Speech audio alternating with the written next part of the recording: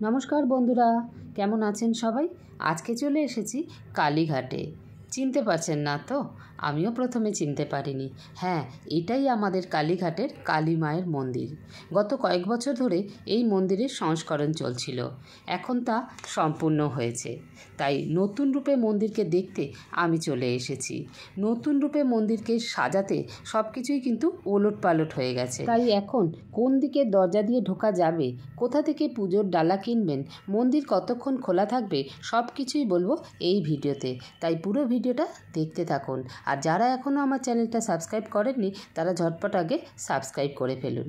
চলুন ভিডিওটা শুরু থেকে শুরু করা যাক। এই যে দক্ষিণেশ্বরের মতো স্কাই ওয়াকের কাজ চলছে, সেটা কিন্তু এখনও শেষ হতে বেশ কিছুদিন বাকি আছে। তো এই স্কাই ওয়াকের তলা দিয়ে যেতে হবে। রাস্তা কিন্তু ভীষণ খারাপ। কোনো বয়স্ক লোক বা বাচ্চা বা পায়ের প্রবলেম থাকলে আপাতত না আসাই ভালো, বা বুঝে শুনে আসতে হবে। ভীষণ রাস্তা খারাপ। আর হ্যাঁ, কালীঘাটে আসার জন্য নতুন করে বলার কিছু নেই, তাও বলে দিই, যতীন দাস পার্ক মেট্রো আর রাসবিহারী, যেটাকে আমরা কালীঘাট মেট্রো স্টেশন বলি, দুটো মেট্রো স্টেশনের মাঝখানে কিন্তু কালীঘাট অবস্থিত। তাই যে কোনো একটা মেট্রো স্টেশনে নেমেই পায়ে হেঁটে চলে আসতে পারবেন কালীঘাটের মন্দিরে। কথা বলতে বলতে পৌঁছে গেছি কালীঘাট মন্দির চত্বরে। দেখতেই পাচ্ছেন কত সুন্দর করে সাজিয়েছে। মানে আমাদের বাঙালিদের, বা বিশেষ করে যারা কলকাতায় থাকি, খুব কালীঘাটে আসি, তাদের প্রথম চিনতে একটু অসুবিধেই হবে। মনে হবে এটা কোথাও বাইরের কোনো একটা মন্দিরে এসে গেছি। কি সুন্দর ঝাঁ চকচকে।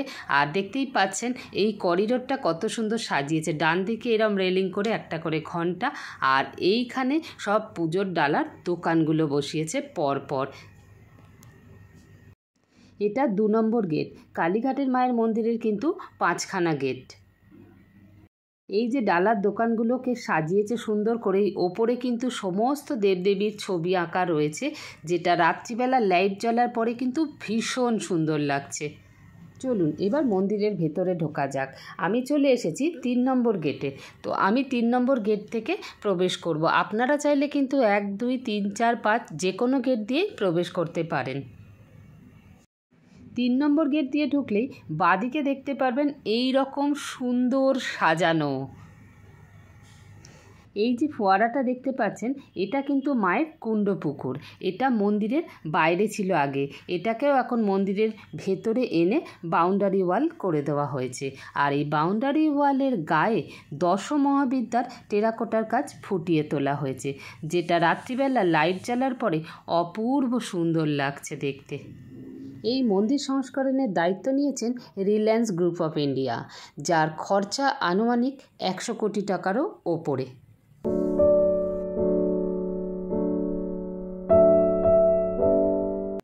এই হলো মায়ের মন্দির, যার চূড়া কয়েক কিলো সোনা দিয়ে মোড়ানো। কালীঘাটের এই মন্দির 200 বছরেরও বেশি পুরনো। যখন মন্দির তৈরি হয় তখন 11 বছর লেগেছিল এই মন্দির কমপ্লিট করতে। এইখানটা বানানো হয়েছে ভক্তরা যখন অনেক বেশি পরিমাণে আসবেন, তারা যাতে সুন্দর সুষ্ঠুভাবে লাইন দিতে পারেন। আর ওপরে শেড করে দেওয়া হয়েছে রোদ্দুর আর বৃষ্টি থেকে বাঁচার জন্য। এটা হলো শিব মন্দির। পুরো মন্দির, সব ঠাকুরের মন্দিরও সংস্করণ করা হয়েছে নতুনভাবে, নতুন রূপে খুব সুন্দর করে সব সাজানো হয়েছে। কালী মায়ের মন্দিরের আশেপাশে কিন্তু অনেকগুলো শিব মন্দিরও আছে।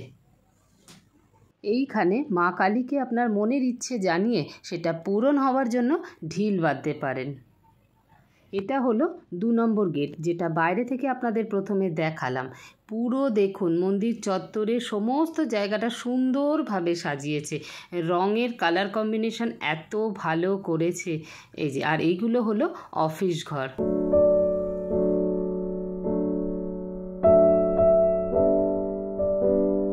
আর এটা হলো মায়ের মন্দিরে যাওয়ার রাস্তা। যারা পুজো দিতে যাবেন তারা এখান দিয়ে যেতে হবে। এটা আগের মতোই আছে, কিন্তু এটাকে রেনোভেশন করে সুন্দর করেছে। পুরো মার্বেল বসিয়েছে, স্পটলাইট দিয়েছে।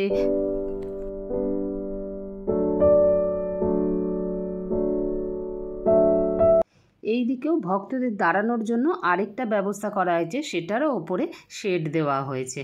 আর এর পাশেই এখানে পাওয়া যাচ্ছে ফুল মালা। এইটা হলো 1 নম্বর গেট। এই 1 নম্বর গেট দিয়ে যদি আপনারা আসেন তাহলে এর পাশেই পেয়ে যাবেন এই রকম ফুলের দোকান। আর এই যে নতুন বরকনে দেখে নিন, কালীঘাটে এসেছি আর নতুন বরকনে দেখতে পাবো না, তা আবার হয় নাকি? এইটা হলো 1 নম্বর গেট। গেটের নাম্বারগুলো কত সুন্দর করে লিখে দিয়েছে যাতে বুঝতে অসুবিধে না হয়।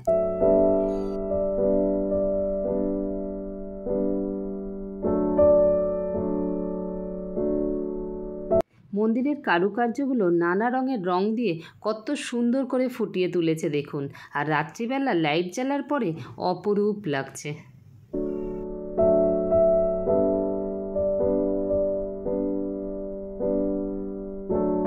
এক নম্বর গেট দিয়ে ঢুকলেই ডান হাতে পেয়ে যাবেন জোড়া শিব মন্দির। শিব মন্দিরগুলোও রিনোভেশন করা হয়েছে, নানা রঙের রং দিয়ে সাজানো হয়েছে। এর ঠিক পাশেই রয়েছে যজ্ঞ ঘর। এখন অন্ধকার বলে ঠিক দেখা যাচ্ছে না, যজ্ঞ হলে এখানেই হয়। আর এই যজ্ঞ ঘরের পাশেই রয়েছে বলির পরে যে মাংস সেটা এখানে কাটা হয়। আর এর উল্টো দিকেই রয়েছে বলিঘর। কালীঘাট হলো 51 সতীপীঠের একটা পীঠ। এখানে মায়ের ডান পায়ের কেরি আঙুল পড়েছিল।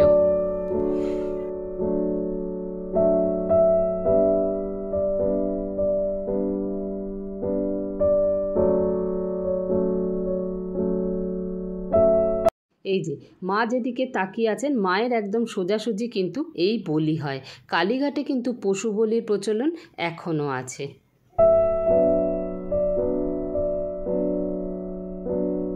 এটা হলো নাট মন্দির, যেটা আপাতত এখন বন্ধ আছে। এর পাশেই রয়েছে আরেকটা শিব মন্দির। এইভাবে সব জায়গায় জায়গায় লেখা আছে কোন দিকে কি আছে, যাতে আমাদের বুঝতে সুবিধা হয়। আর ডান দিকে সিঁড়িটা দিয়ে উঠে গেলে ভোগের ঘর, আর বাঁ দিকে হলো মায়ের মন্দির। এই দেখো আরেক জোড়া নবদম্পতি।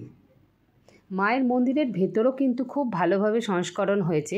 মন্দিরের ভেতরে বা মায়ের ছবি তোলা বারণ, সেই জন্য আর তোমাদেরকে সেটা দেখাতে পারলাম না।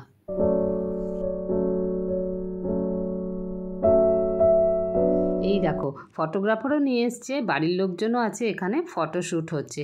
কোথায় বিয়ে হলো জানি না, বিয়ে হয়ে গেছে, হয়তো বিয়ের পরে নমস্কার করতে এসছে।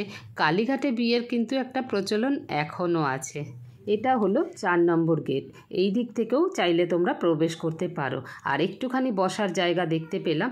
এই যে মন্দিরে এখনও লাইন রয়েছে, এইভাবেই লাইন দিয়ে পুজো দিতে হবে। মন্দির খোলার সময় ভোর 4টে থেকে দুপুর 1টা, আর বিকেল 4টে থেকে রাত্রি 9টা। মন্দিরের বাইরে পেয়ে যাবেন এরকম শাখা পলা, শাঁখের দোকান, গিফট আইটেমের দোকান। নতুন রূপে মন্দির আমার সাথে ঘুরে কেমন লাগলো কমেন্ট করে জানাতে ভুলবেন না কিন্তু। লিখে দেবেন জয় মা কালী। দেখা হচ্ছে অন্য কোনো ভিডিওতে, ততক্ষণের জন্য বাই বাই।